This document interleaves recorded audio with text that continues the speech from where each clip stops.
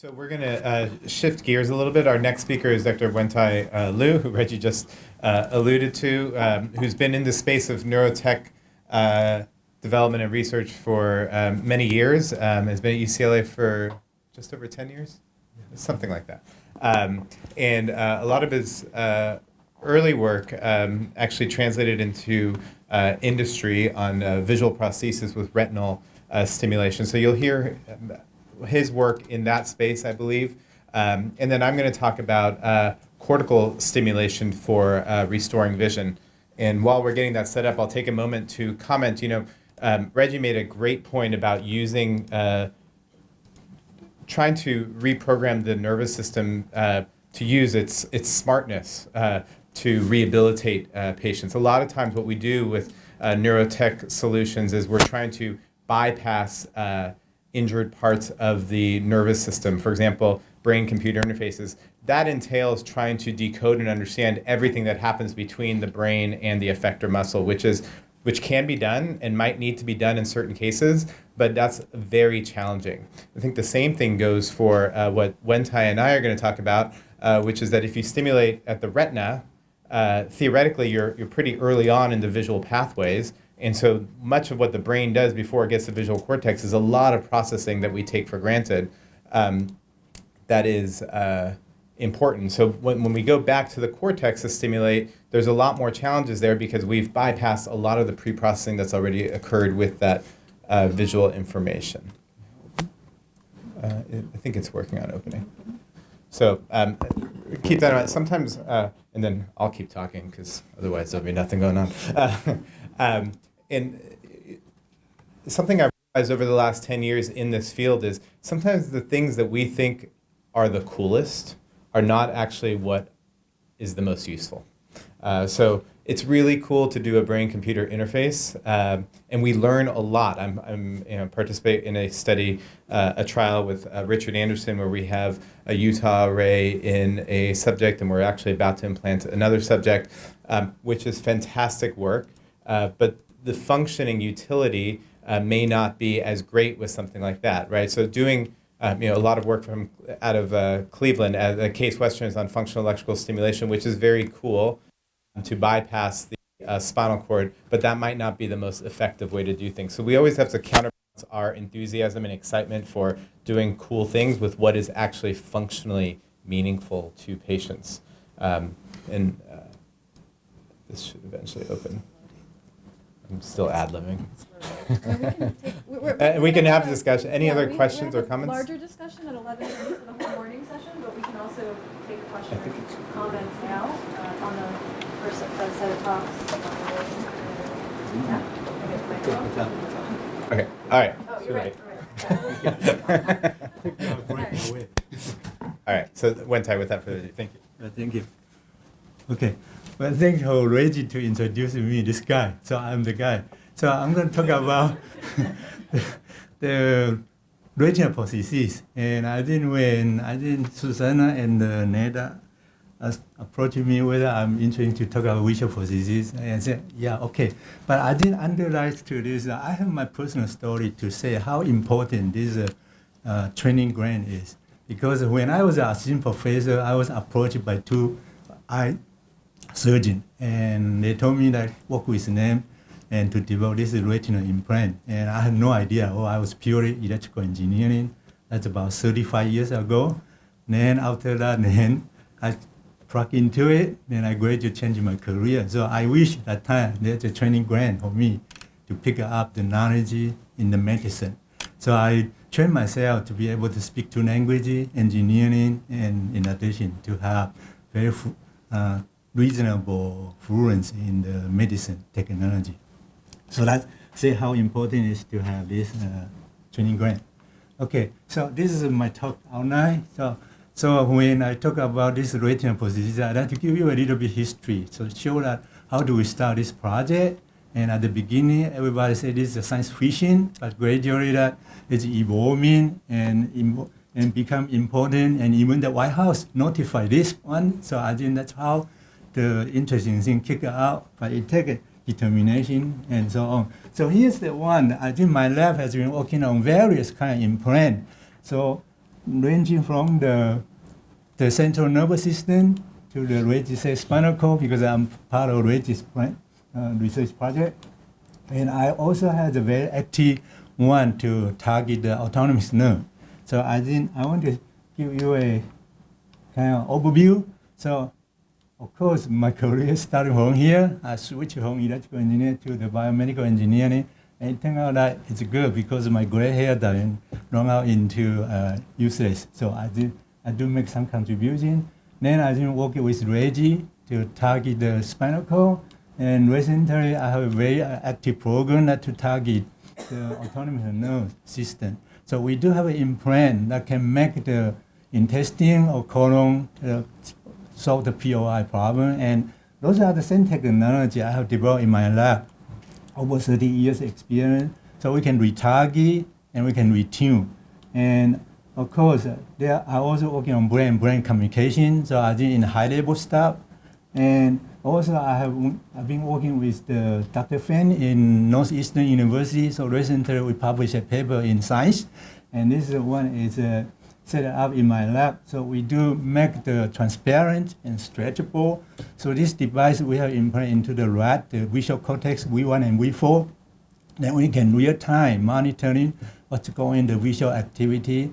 And so we can do the two-photon imaging, and also we can do electrophysical recording. So let's just give you a, so my lab has been kind of, through some collaboration and also developing myself, so we are able to make all kind of components in the implant device, from the electro to the electronics, and even the wireless technology and internet technology. So we have make up a very special internet connectivity connection technology. We can connect the chip to either the electro and so on to preserve a very small footprint and so on. And we also have a very great expertise to develop the GUI interface. That means that the firmware approach. So I'm going to explain that a little bit later. So let me jump in back to this regaining the eyesight for the blind. And it's a kind of long story. So it ended up that this has become a commercial product. And I think this part actually was coming from my lab. So the engine or this device is coming from my lab. And that design was done in the year 2000. So as you can see, it's 18 years technology. And what do we know, and can we improve? So I say this is plan A technology. Do we have plan B technology? And that's what I want to explain to you. Okay. So let me give you a very brief story.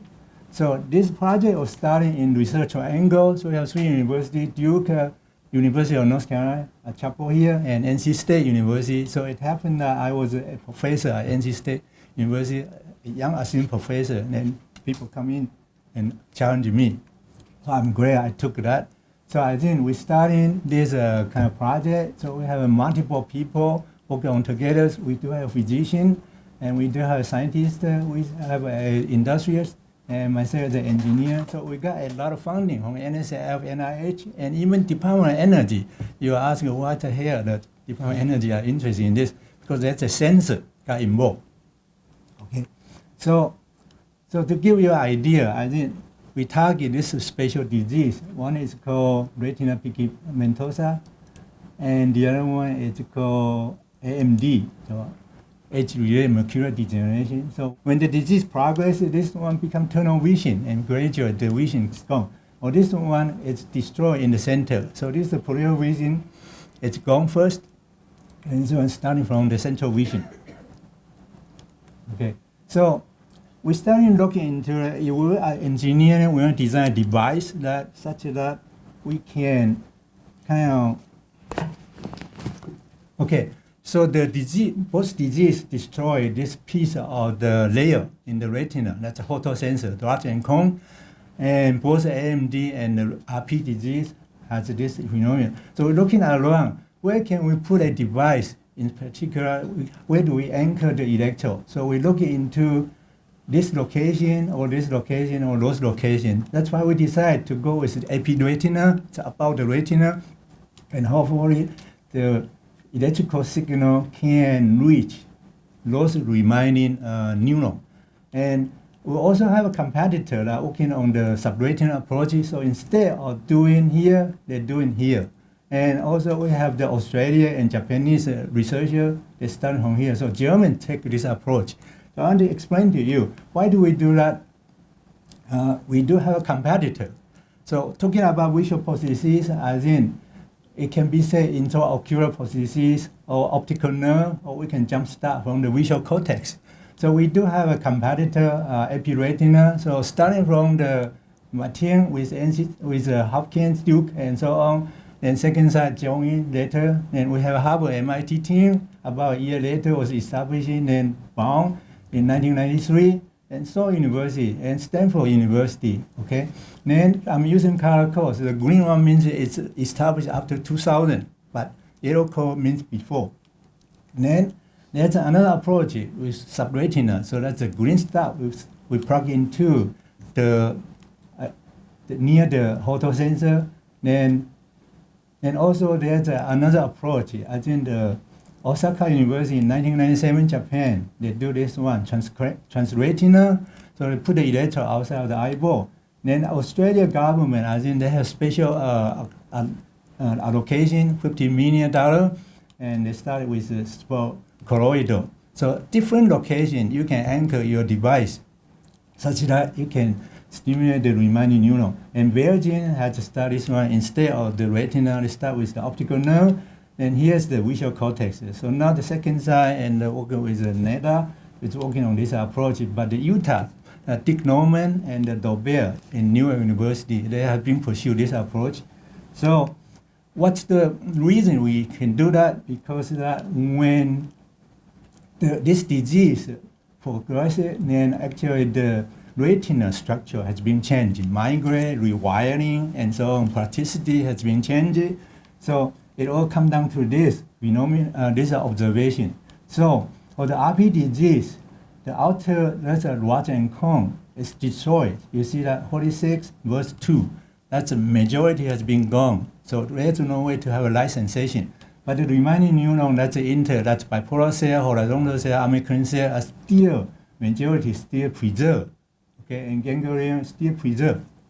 Okay, so second one is for the AMD. You see that the outer layer, it's gone, but actually inner layer is still there. So that's the interesting hypothesis. Can we come out with electrical way to target this layer? And if it's yes, then we can build a device to make people to see again. So that's the early work. So I want to show you that how exciting this one is. I hope I can run this one.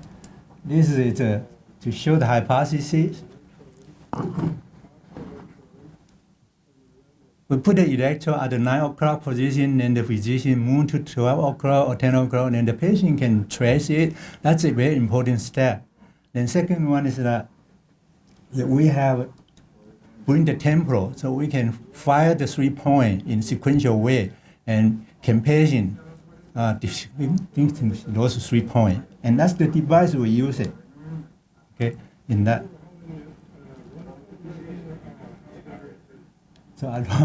So that's why on the engineering side, we start looking at how do we design a device. So here's the idea. We design a device with the patient wear a sunglass, and we mount a camera there, and the visual field is coming from the camera, and we use electrical circuit to encode it into the Wi-Fi signal and transmit over to a receiver inside the eye. And then receiver draw the pattern and the print on the retina. And each dot is try to access the bipolar cell or ganglion cell because photosensor is gone. So that's the idea. And we're starting doing that design, and I think that's why we come up with this idea. And the first chip I have designed in my group is this one. So this one was the 0 generation one. But it turned out it's not a complicated, not sophisticated. So we're starting doing kind of more design. And along the way, we convince people to provide funding. And after about 10 years, we're able to persuade the NSF to give us the first grant. Then I think we take spotlight. So I think the AP and there are about 50 kind of news media come out to have a press news, and I took this opportunity. So Dr. Humayun and myself, we are talking to this first patient, and that's the idea. Then even the president recognized this one. So I think in the 2000 years of the State of Union address, special mention about this project, and also I didn't mention about project Reggie is doing. So I think it happened. I'm lucky. I'm involved in these two projects, and I think that's what predict in the year 2000. So I want to show you. So I think looking back, I realized that the federal government, the federal agency play a very important role because that this is too brave project. Usually that we cannot get funding from the other outside of the federal agency. So at the time we are lucky, we have Dr. Gia Devi, he's a visionary bioengineering. So he especially like this project. Even people, the reviewer said it's a daunting project, but he said, okay, I'm going to fund it. So I think we got the funding from that. And then after that, he helped us to establish an engineering research center. It's a 10-year program, and that's why I think it's kicking up after President Clinton's speech. Then we also have Department of Energy coming in. It's an 8-year program and support. So Dr. Lincoln, and of course there's the NIH BRP project kicking in. So I think those are important. So early work, so engineering work. So we're starting from the first generation, second generation, third generation, and fourth generation. So this is the one mandated by NSA ERC. So we got to design a 32 by 32 pixels. So this one is 4 by 4, then 8 by 8, then 16 by 16, then 32 by 32. And I think I don't have time, so I cannot run this. Okay. So each generation has its own characteristics. So this is the first generation electrode, this is the second generation electrode, then third generation electrode, and fourth generation electrode. So first generation, the chip was developed in my lab, and this is done in 2000. So this is the foundation of the second size August 2.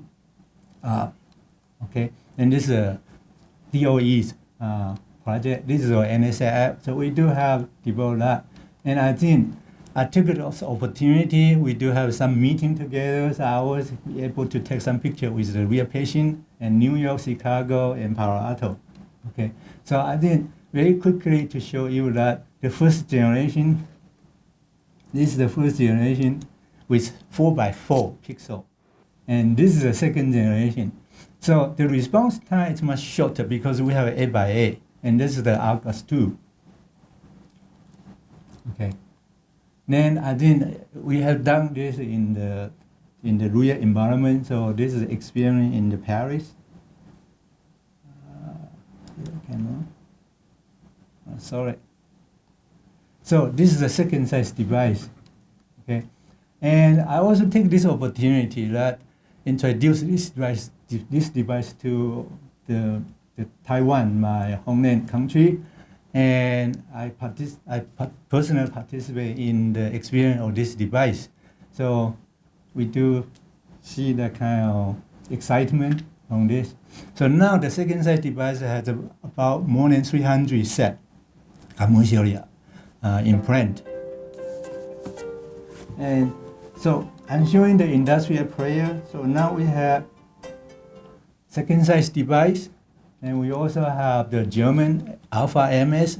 And by the way, this has been approved by FDA, only the early feasibility study. So it's still a long way to get an FDA approval. Then we have the French company Pixin. So they are all very similar design, a very small difference. And this one is Australia. So we have 4 major competitors compete with second side. But we're looking back. What can we do better? Because that's plan A. So I think all those 4 company devices, in my opinion, it also have a major deficiency. And what are the deficiencies? So that's why I want to look back. There's a new physiology inside, and even a new technology come out. So I think if we want to do a better job, it's very similar to the cochlear implant. Cochlear implant was initiated in 1964, but now people still working on the cochlear implant to improve the efficacy and efficiency. So I believe that we are following the same pathway for the cochlear implant. The retina prosthesis need to be improved, but the retina prosthesis improvement really heavily depend on technology. So I want to show you what the potential problem with the current device. Number one is there's a spurious light spot. I think the patient complained that after the implant and they see a lot of dots. It's like in the nighttime you look at the star and those are not really the image you want to see. So I think how do we avoid that? And I think the new physiology study show instead of stimulating with 0.5 millisecond, we can stimulate with say 20 millisecond to 25 millisecond. So stimulate with a longer time can resolve that issue. But the current device, all those whole major companies, they don't have this way. They're using counter, they only count to about millisecond. So how do we support 20 millisecond, 21 millisecond, even 100 millisecond? So that's one of the major obstacles. Second one is that you continue to stimulate and you're going to cause the neuron to be fed and to be fatigued and fed. So I think that's the reason that we need to initiate some randomized stimulation. So instead of regular refractory rate stimulation, the device must be able to do randomized or even emulate the biosignal stimulation. So in our body, we have some biomimetic signal reason, and we should stimulate based on that, then it can increase the effect. But the current device cannot do that. And also crosstalk is a major issue because we want to increase the number of the electrode.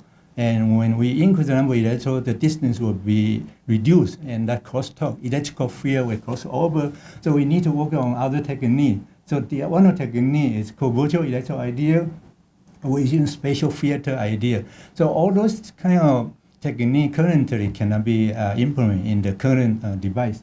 And that's why my lab is working on that, try to able to do that. And of course, the most wishful list is color vision. Can we provide patient with colorful vision? And I think this also has been worked out. So I'm using my colleague, Jim Wayne, my good friend, for almost 30 years. Recently, he published a paper in Nature. So he's showing that you stimulate with a short pulse, with long pulse. The long pulse provide a better focus. And that's why I think the field is moving toward that. If we can have a device that can provide a longer pulse, then we can provide better focus. And this is another issue. The one, if we changing the electrode size to very small, then apply with a longer pulse, and then I think the focus ability is increased. And the third one is that if we do that, then see this is a case, dipped, okay? So using the current device, you will see a lot of spot like this. And that's why the patient complain. Got to do a lot of training. The psychophysics tell them, okay, should remove those. But I think that's a very difficult task. So that's the problem. And okay, color vision. So I think we know how to do color vision, but the current device cannot support this. So it requires a lot of sophisticated encoding. And that's why we need a new device to do the encoding. Okay. Then randomize.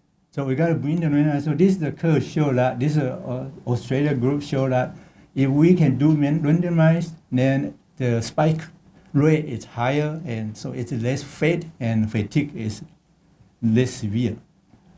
Okay. Then of course, Maida has developed the virtual electrode idea. Okay, that's very quick.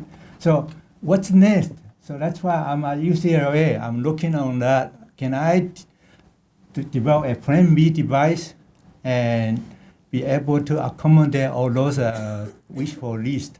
And I believe I have been successful to do that. So I think I'm working on an upgradable architecture. So I think I have a platform technology implanted, but it has been carefully designed. So it can changing the stimulation paradigm from externally.